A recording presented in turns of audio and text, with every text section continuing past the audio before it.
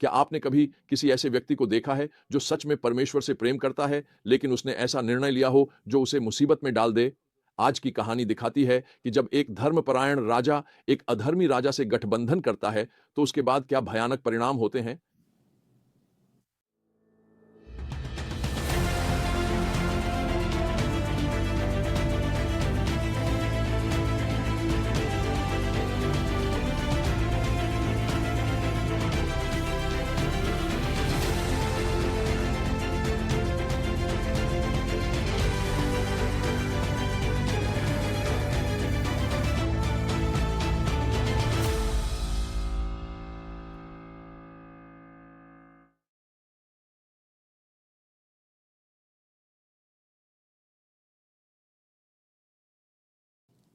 इस अंश का संदेश हमें गहरी सच्चाई सिखाता है। हमारी साझेदारियां और संबंध परमेश्वर के लिए बहुत मायने रखते हैं, क्योंकि ये हमारे निर्णयों और आध्यात्मिक नियति को आकार देते हैं। हम यहोशापात से शुरू करते हैं, जो यहूदा के अच्छे राजाओं में से एक था। शास्त्र बताता है कि प्रभु यहोशापात के साथ थे, क्योंकि वह अपने पिता दाऊद के मार्ग पर चला। उसने यहूदा में शिक्षकों को भेजा ताकि लोग परमेश्वर के नियम जान सकें। उसने मूर्तियां हटाईं और न्याय स्थापित किया। उसकी अगुवाई में यहूदा ने इतनी शांति और समृद्धि देखी कि आसपास की जातियां युद्ध की बजाय उपहार लाईं। फिर एक महत्वपूर्ण गलती होती है। यहोशापात इज़राइल के सबसे दुष्ट राजा अहाब से गठबंधन करता है। वह यह गठबंधन विवाह से करता है। यह राजनीतिक कदम आगे चलकर आध्यात्मिक परिणाम देगा। जब अहाब रामोत गिलाद से युद्ध में मदद मांगता है, यहोशापात सहमत हो जाता है और कहता है, जैसा मैं वैसे तुम, मेरे लोग जैसे तुम्हारे लोग। यहोशापात की सराहना की जानी चाहिए कि वह पहले परमेश्वर की सलाह लेने पर जोर देता है। जब अहाब 400 भविष्यवक्ताओं को लाता है जो एकमत होकर युद्ध का समर्थन करते हैं, यहोशापात पूछता है, क्या यहां अभी भी कोई यहोवा का भविष्यवक्ता नहीं है जिससे हम पूछ सकें? उसे लगता है इन सुविधाजनक भविष्यवाणियों में कुछ गड़बड़ है। तभी मिकायाह आता है, जो सच्चाई के लिए कभी समझौता नहीं करता।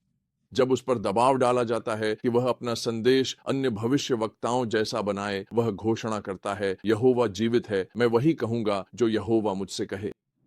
उसका दर्शन, जिसमें इस्राएल बिना चरवाहे भेड़ों सा बिखरा है, और रहस्योद्घाटन की परमेश्वर ने अहाब को बहकाने को, धोखा देने वाली आत्मा को अनुमति दी, वे कठोर सत्य प्रकट करते हैं जिन्हें कोई सुनना नहीं चाहता। इसके बाद जो होता है वह मनुष्य द्वारा ईश्वरीय चेतावनी को टालने के प्रयासों का दुखद प्रदर्शन है। अहाब युद्ध में खुद को छुपा लेता है, यहोशापात को शाही वस्त्र पहनने देता है। वह अपने सहयोगी को चारा बना रहा है। लेकिन परमेश्वर का वचन सत्य सिद्ध होता है, क्योंकि किसी ने बिना लक्ष्य तीर चलाया और वह तीर अहाब को घातक रूप से घायल कर देता है। यहोशापात मुश्किल से बचकर घर लौटता है, जहां उसे भविष्यवक्ता येहू से परमेश्वर की डांट मिलती है। क्या तुम्हें दुष्टों की मदद करनी चाहिए? प्रभु से घृणा करने वालों से प्रेम करना चाहिए? इसी कारण प्रभु का क्रोध तुम पर है।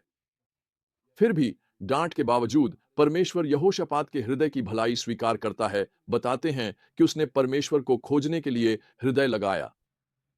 तो हम आज इन सत्यों को कैसे लागू कर सकते हैं? सबसे पहले हमें यह समझना चाहिए कि अच्छे इरादे अनुचित साझेदारियों को सही नहीं ठहराते।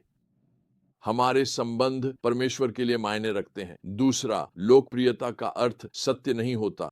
कभी कभी सुविधा समूह से दृढ़ विश्वास की अकेली आवाज अधिक सच्ची होती है। तीसरा, हमें आवश्यकता पड़ने पर अकेले खड़े होने का साहस चाहिए, जैसे मीकायाह ने किया, चाहे इसकी कीमत चुकानी पड़े। चौथा, हमें यह सीखना चाहिए कि ईश्वरीय चेतावनियों को परिणामों का सामना करने से पहले पहचाने, न कि बाद में। और अंत में, जब हम परमेश्वर के सुधार को विनम्रता से स्वीकार करते हैं, तो परमेश्वर का अनुग्रह हमारी गलतियों को सुधार सकता है। इस कहानी की शक्ति साझेदारी के बारे में हमारे अपने निर्णयों के लिए इसकी प्रासंगिकता में निहित है, चाहे वे व्यवसाय में हो या मंत्रालय में या रिश्तों में। यह पाठ मुझे यहोशापात की तरह व्यक्तिगत रूप से सीखना पड़ा। मुझे याद है, मैं एक ऐसी साझेदारी में शामिल हो गया था जो बेहद आशाजनक लग रही थी। उस परियोजना में बहुत लोगों को आशीर्वाद देने की अद्भुत संभावना थी। कागज पर सब अच्छा दिख रहा था, दृष्टि प्रेरणादायक थी। समय के साथ मैंने अपने साथी के चरित्र में कुछ चेतावनी संकेत देखे जिन्हें अनदेखा नहीं कर सकता था। हालांकि इस परियोजना में काफी निवेश किया था, मुझे एक महत्वपूर्ण निर्णय का सामना करना पड़ा। या तो समझौता करते हुए साझेदारी में बना रहूं या सब कुछ खोने का जोखिम उठाकर बाहर निकल जाऊं।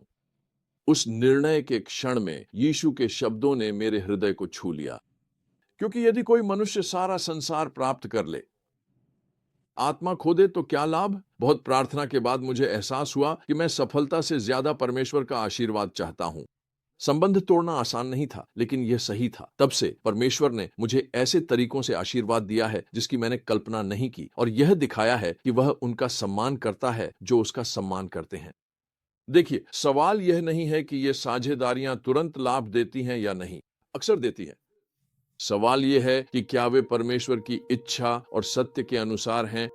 जब हम स्पष्ट लाभ के बजाय परमेश्वर का मार्ग चुनते हैं, वह हर बार अपनी विश्वास योग्यता दिखाता है, क्योंकि अंत में कोई अस्थाई लाभ समझौते के लायक नहीं। हमारा परमेश्वर के साथ चलना, जैसा कि यहोशापात ने सीखा, सत्य के साथ अकेले खड़ा होना उन लोगों के साथ साझेदारी करने से बेहतर है जो परमेश्वर के मार्गों का विरोध करते हैं। अच्छी खबर यह है कि परमेश्वर तब भी विश्वास योग्य रहता है जब हम गलती करते हैं, और जब हम उसकी राह पर लौटते हैं तो वह हमें पुनर्स्थापित करने को तैयार रहता है।